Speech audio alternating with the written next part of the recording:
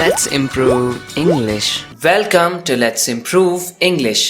Friends, हमेशा की तरह इस वीडियो में भी मैं आपको बताने वाला हूँ कुछ सेंटेंसेस का इंग्लिश ट्रांसलेशन। मैं आपको समझाने की कोशिश करूँगा कि कैसे हिंदी की बातों को हम इंग्लिश में एक्सप्रेस कर सकते हैं, सेंस को समझते हुए, ना कि वर्ड फॉर वर्ड ट्रांसलेशन करके। जैसे कहना है वो ऊंचा सुनता है, कोई इंसान है उसे कम सुनाई देता है। इसके लिए इंग्लिश में एक फ्रेज है हार्ड ऑफ हियरिंग, उसका हम यहाँ पे यूज कर सकते हैं। He is hard of hearing, he is hard of hearing. जैसे आप कैसे कहेंगे, तुम ऊंचा सुनते हो क्या, तुम ऊंचा सुनते हो क्या।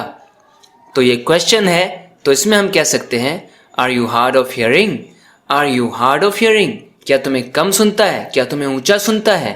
तो फ्रेंड्स, ये कुछ डाउट्स हैं जो मुझे किसी ने पूछे हैं कमेंट सेक्शन में, उन्हीं को मैं बता रहा हूँ कि कैसे इंग्लिश में कहा जा सकता है। या आप सभी के लिए यूजफुल होने वाली है बातें। वो थोड़ा कम दिखता है, इसे इंग्लिश में कैसे कह सकते हैं।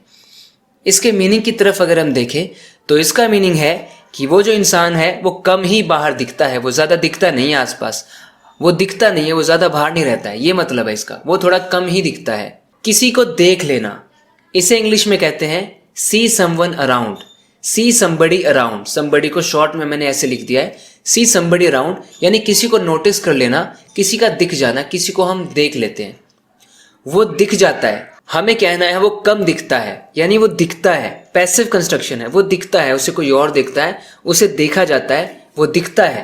तो इसके लिए कहेंगे ही is scene, he is seen around. अभी आपने देखा, किसी को नोटिस कर लेना, देख लेना, to see someone around. He is seen around, यानी उसे देख लिया जाता है, वो दिखता है। और अब हमें कहना है बहुत कम ही दिखता है, रेयरली वो दिखता है। तो इसी को हम कह देंगे he is not seen around very often, he is not seen around very often, यानी ज्यादातर, बहुत बार वो नहीं दिखता है। यानी कहने का मतलब है वो थोड़ा कम ही दिखता है। जैसे कहना है तुम तो इतने में ही थक गए, तुम तो इतने में ही थक गए। तो इसे हम कह सकते हैं you are already tired, you are already tired, तुम तो थक ही गए पहले से ही। या हम कह सकते हैं it already made you tired. तो ये इट आप उस चीज के लिए लगा रहे हो जिसने उसे थकाया है। तो मैं कह रहा हूं इसने आपको इतनी जल्दी थका भी दिया, it already made you tired. तुम सोच रहे होगे कि मैं तुमसे झूठ बोल रहा हूं। तो कमेंट सेक्शन में किसी ने मुझसे ये पूछा, एक्चुअली में शायद आपका डाउट है सोचते होगे और सोच रहे होगे, इनके लिए हम इंग्लिश में क्या कह सकते हैं, डिफरेंस क्या है। जब हम कहते हैं कि किसी चीज की संभावना है, पॉसिबिलिटी है कि प्रेजेंट में कोई चीज हो रही होगी, कुछ हो रहा होगा प्रेजेंट में इसी वक्त, उसमें हम मस्ट का यूज करते हैं। समथिंग मस्ट बी हैपनिंग, यानी कुछ हो रहा होगा। लेकिन जब मुझे कहना है होता होगा, तुम सोचते होगे, ये मैं यहाँ पे कंटिन्यूस एक्शन नहीं दिखा रहा हूँ, बल्कि तुम सोचते होगे, ऐसा तुम करते होगे, ऐसी आपकी हैबिट होगी ऐसा करने की, आप ऐसा करते होगे। तो मस्ट बी का यूज तो हम कंटिन्यूस एक्शन दिखाते वक्त करते हैं कि कुछ इस वक्त हो रहा होगा, must be happening, something must be happening. लेकिन कुछ होता होगा, उसमें हम मस्ट बी का यूज नहीं करते हैं। तो उसके लिए हम ऐसे कह सकते हैं you probably think that I lie to you. हमें पॉसिबिलिटी बतानी है ना कि शायद सोचते होगे, तो शायद को हम प्रोबेबली कहते हैं। तो इस वर्ड का यूज करके इस बात को आप ऐसे एक्सप्रेस कर सकते हैं, you probably think that I lie to you. तुम शायद सोचते होगे कि मैं तुमसे झूठ बोलता हूँ। और कंटिन्यूअस के लिए हमारे पास मस्ट बी तो है ही, you must be thinking that I am lying to you. तुम शायद सोच रहे होगे कि मैं तुमसे झूठ बोल रहा हूँ। ध्यान रखना है, मस्ट बी में हमेशा पॉसिबिलिटी स्ट्रांग होती है। अगर ये पॉसिबिलिटी थोड़ी वीक है तब हम मस्ट बी की जगह माइट बी कह सकते हैं। You might be thinking that I am lying to you, तुम्हें शायद लग रहा होगा कि मैं झूठ बोल रहा हूँ। मस्ट बी का अगर मैं यूज करता हूँ, इसका मतलब तुम्हें जरूर ही लग रहा होगा कि मैं झूठ बोल रहा हूँ। तो दोस्तों, वर्ड फॉर वर्ड ट्रांसलेशन पर मैं कभी फोकस करने के लिए नहीं कहता हूँ, बल्कि मैं चाहता हूँ कि आप कंसेप्ट्स को समझें और तब फिर जो चाहे आप उसकी इंग्लिश बना सकते हैं, अपनी बातों को इंग्लिश में एक्सप्रेस कर सकते हैं, जाहिर कर सकते हैं, and you can have some very beautiful conversations. कहीं आपको चोट तो नहीं लगी, तो ऐसा आपने पूछा, इसे हम कैसे कह सकते हैं। अब कई बार इस टाइप की चीजें आ जाती हैं, हम क्या करते हैं, हिंदी की बातों को इंग्लिश की हर बात से कनेक्ट करने की कोशिश करते हैं, जबकि ये दोनों ही अलग लैंग्वेजेस हैं। हमें समझना है इसके मतलब को। कोई कह रहा है कहीं आपको चोट तो नहीं लगी, यानी उसको थोड़ा दुख हो रहा है, वो दुख दिखा रहा है, कहीं ऐसा तो नहीं है कि तुम्हें चोट तो नहीं लगी। वो कंफर्मेशन भी ले रहा है, बताओ लगी है तो, कहीं चोट तो नहीं लगी। I hope you didn't get hurt, did you, I hope you didn't get hurt. आशा करता हूँ, उम्मीद करता हूँ कि आपको चोट नहीं लगी होगी, कहीं आपको चोट तो नहीं लगी। तो वो कंफर्मेशन ले रहा है ना, तो कंफर्मेशन लेने के लिए हमने क्वेश्चन टैग का यूज किया, डिड यू, लग गई क्या चोट। I hope you didn't get hurt, did you, कहीं आपको चोट तो नहीं लगी। तो कुछ इस तरह से इस बात को हम कह सकते हैं इंग्लिश में। वैसे तो मेरा वहां जाना ठीक नहीं होगा, ऐसा ठीक नहीं होगा। तो इसे आपने पूछा, इसे कह सकते हैं by the way my going there won't be right, won't be appropriate. Appropriate right यानी सही नहीं होगा। बाय द वे ये ऐसा फ्रेज है जिसका आप यूज कर सकते हैं उस सिचुएशन में जब आप किसी और चीज की बात कर रहे थे अभी, फिर आपने बोला अच्छा उस चीज को तो छोड़ो, वैसे ये क्या है, वैसे वो क्या है, यानी वैसे करके फिर आपने आगे की बात बोली। वैसे तो मेरा वहां जाना ठीक नहीं होगा। By the way my going there won't be right, मेरा वहां जाना, my going there won't be right appropriate, सही नहीं होगा। अगर आप पॉसिबिलिटी की बात कर रहे हैं कि शायद सही नहीं होगा, तो विल की जगह पर आप माइट बोल सकते हैं। My going there might not be right, might not be appropriate. और फ्रेंड्स, विल नॉट को शॉर्ट में हम वोंट बोलते हैं, जो आप यहाँ पर देख रहे हो। आप इसे ऐसे भी कह सकते हैं, my going there won't be appropriate anyway, my going there won't be right anyway. वह खाना खाकर बाजार गया है, कहने का मतलब है पहले उसने खाना खाया और फिर वो बाजार चला गया। इसे कहने के कुछ तरीके हैं। हम कह सकते हैं he had eaten food before he went to market, यानी मार्केट जाने से पहले वो खाना खा चुका था, खाना खाकर ही बाजार गया है ना। He had eaten food before he went to market. या हम कह सकते हैं having eaten food he went to market, खाना खा के वो मार्केट चला गया। ग्रामर की बात करें तो इसे हम परफेक्ट पार्टिसिपल बोल देते हैं। और ईटन क्योंकि हैव है तो हैव के साथ वर्ब की थर्ड फॉर्म आ गई। ईटन, ईटन व्हाट, ईटन का ऑब्जेक्ट बन गया food. Having eaten food he went to market, खाना खा के वो मार्केट चला गया। या हम कह सकते हैं he went to market after eating food, खाना खाने के बाद वो मार्केट चला गया। या हम कह सकते हैं before he went to market he had eaten food. तो फ्रेंड्स, इस तरीके से आप ऐसी बातें कह सकते हैं कि वो ऐसा करके ऐसा कर रहा है, खाना खा के वो बाजार गया है, खाना खा के वो सो गया है, या फिर अपना काम पूरा करके वो घर चला गया है।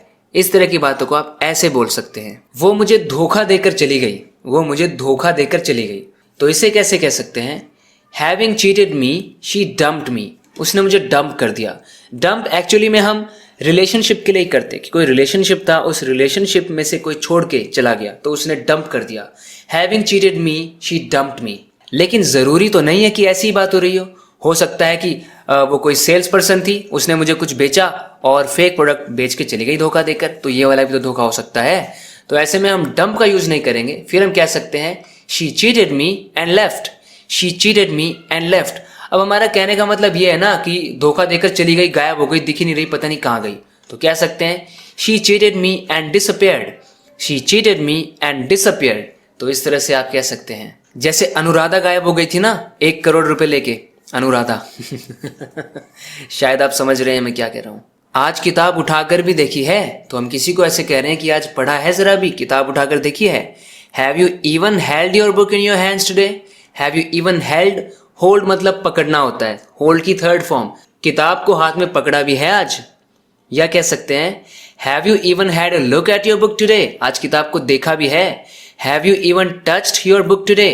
तो फ्रेंड्स, हमें सेंस को समझना है कि आदमी कहना क्या चाह रहा है, और एक बात को कहने के बहुत से तरीके हो सकते हैं। तुम्हारे हिसाब से मुझे क्या करना चाहिए, तो मैं किसी से राय मांग रहा हूं, इसके लिए कह सकते हैं what should I do according to you, what should I do according to you. लेकिन स्पोकन इंग्लिश में इनफॉर्मली इस फ्रेज का यूज कम ही किया जाता है, अकॉर्डिंग टू इस कॉम्प्लेक्स प्रेपोजिशन का यूज कम ही किया जाता है।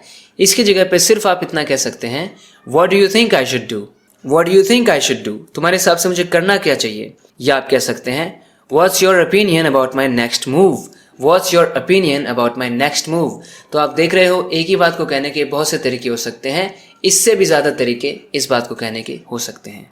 अब तुम्हारा सामना बराबर की टक्कर वाले से हुआ है।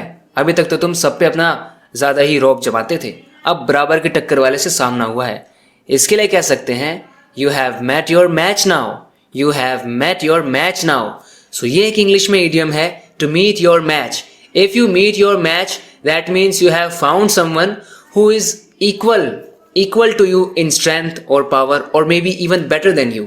अमित उसके बराबर की टक्कर का था भाई, अमित ने उसको दिखा दिया कि क्या होता है एक पावरफुल मैन, जो भी है अमित उसके बराबर की टक्कर का था। He met his match in Amit. तो फ्रेंड्स, इस तरीके से अगर आप पर्सन को मेंशन करना चाहते हैं कि कौन सा इंसान था बराबर की टक्कर वाला, तो ऐसे इन प्रेपोजिशन लगा के उस नाम को मेंशन कर देना है। He met his match in Amit, यानी वो जो आदमी था उसको बराबर की टक्कर का इंसान मिल गया, और वो इंसान कौन था, अमित।